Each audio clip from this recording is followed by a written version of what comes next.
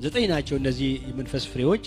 እንግዲህ እነዚህ ነገሮች የሚረዱን ይሄንን እግዚአብሔርን ቃል ስንማር የሚረዱን አንደኛ የእግዚአብሔር ልጆች ስለሆን እግዚአብሔር እነዚህን ፖዚቲቭ የሆኑ ነገሮችን በውስጣችን ላይ ስለሚፈልግ ዌር አር ዊ ብለን መንፈሳዊነታችንን እንድንመዝን መዝንን ደግሞ ተስፋ ወደ መቁረጥ እንድንሄድ ሳይሆን ምንድነው ጌታ ፊት እንድንወድቅና የእግዚአብሔር ጸጋ ወደዚህ ከፍታ እንዲያወጣን እንድንለምን ነው። that is the point ይሄን የምንማረው ማለት ነው።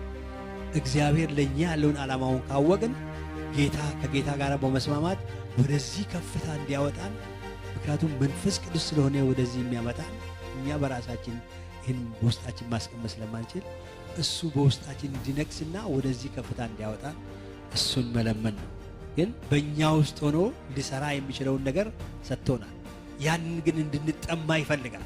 ምክንያቱም ጽድቅን የሚጠሙና የሚራቡ ብፁዓን ናቸው ይጠግባሉና ይላል።